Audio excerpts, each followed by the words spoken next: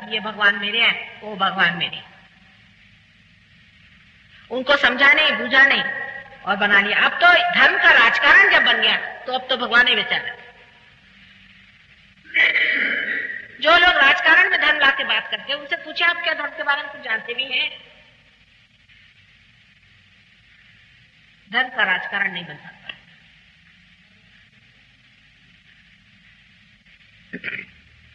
आपको मैंने विशुद्धि चक्र के बारे में बताया, अब आज्ञा चक्र के बारे में बताया।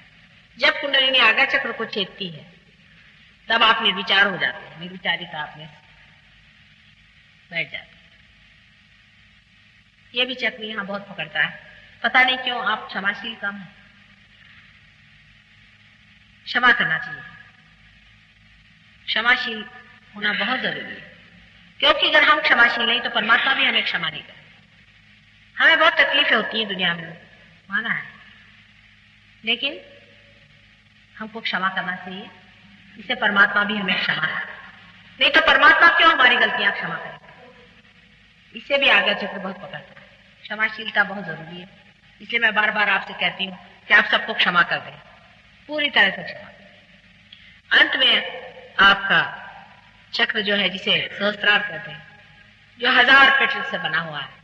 डॉक्टर का झगड़ा 992 नाड़ियां हैं उनके हिसाब में, और इसको 1000 कहते हैं। अब यही लेके बैठे रहिए उनके साथ झगड़ा करके।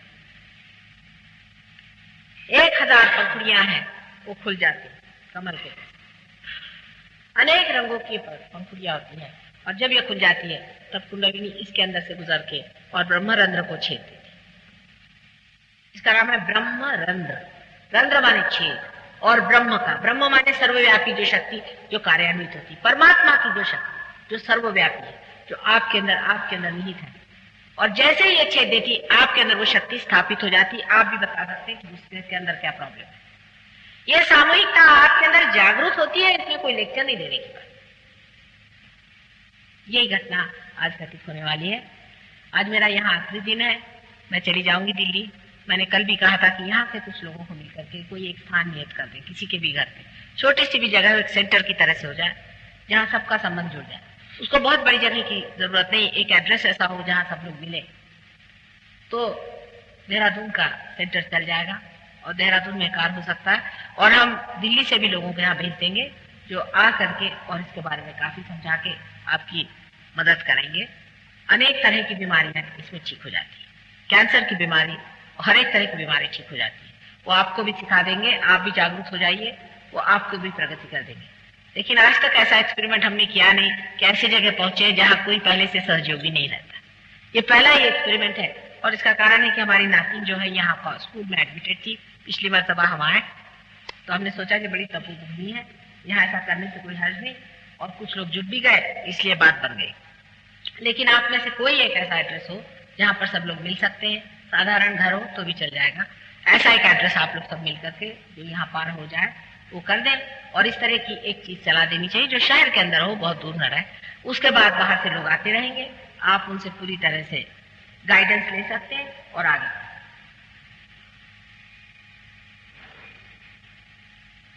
अब ये साहब बैठे, इन्हीं का अनुभव देखिए, सवेरे इनके वाइब्रेशंस नहीं आ रहे और किसी तरह से रुकावट हो रही थी। तो किसी ने, हमारे परदेशी ने या किसी ने इनसे कहा कि आप पूछिए कि माता जी कौन है। बस ये कहते ही साथ दर दर दर हाथ में इनके वाइब्रेशन शुरू। उनको बड़ी हंसी आई अपनी बात करने। ऐसा ही चमत्कार होता है, एक चीज पर आदमी रुक जाता है। एक छोटी सी चिंगारी भी आंख में चल जाए या तिनका चला जाए तो सारा आकाश आपके आंख से लुप्त हो जाता है। उसी तरह की छोटी छोटी चीज पर हम रुके रहते हैं। ऐसी अगर कोई छोटी चीज है उसे निकाल देना चाहिए और निकाल दे सकते। आप लोग सब इस तरह से हाथ करके बैठे हैं, आप इस तरह से बैठे रहिए, मैं सबको देख।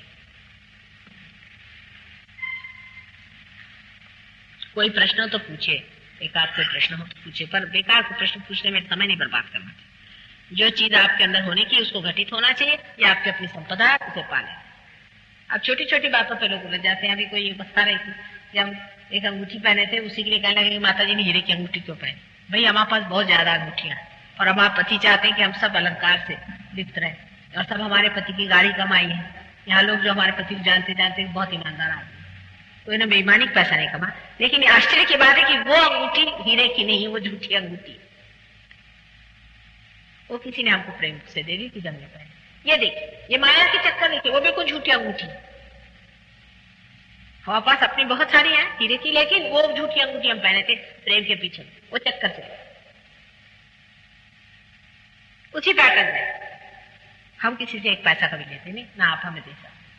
अब इस जन्म में हमारे पति हैं रईस, हमारे पिता बहुत रईस आदमी थे, सब कुछ है तो हम पहन लेते हैं थोड़ा बहुत, जितना है उससे तो कुछ कमी पहनते हैं, बहुत ही कम पहनते हैं। लेकिन हमारे पति का शौक है कि हमारी पत्नी जो है सुहागिन है, पहने तो हम कुछ शिकले पहनते हैं। हम कोई सन्यासी आदमी थोड़ी ना, आपसे लेकर हम कुछ नहीं पहनते।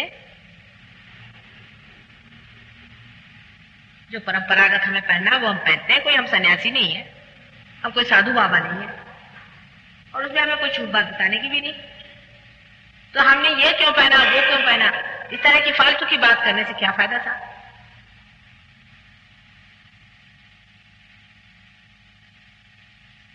इसकी सब जो खबर रखते हैं वो लोग चोर होते हैं, इसलिए रखते हैं, वो सब सर्कस चलाते हैं, वो सब ढोंग बना के क्लाउन बन के आपके सामने खड़े हो जाते हैं और आप उसी से अभिभूत हो जाते हैं। यहां ये समझना चाहिए कि आपको लेना है, हमें नहीं, हम देने बैठे हैं। आपको नहीं मिला तो आपका डिस्क्रेडिट है, आपके लिए वो गलत रहेगा, आपके लिए नुकसान दे रहेगा, हमारे लिए नहीं। आज सवेरे भी मैंने कहा था, मुझे आपसे कुछ नहीं लेना, वोट भी नहीं लेना, इलेक्शन भी नहीं लड़ना, कुछ भी नहीं,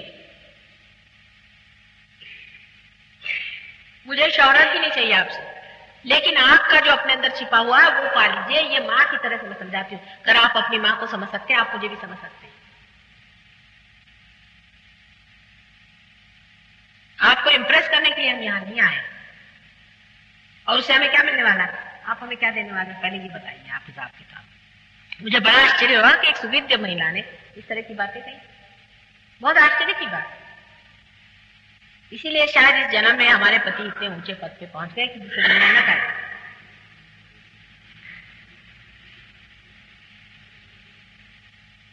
क्योंकि लोग इतने बेवकूफ होते हैं, इस कदर बेवकूफ होते हैं कि सत्य को कभी पहचानना ही नहीं चाहते।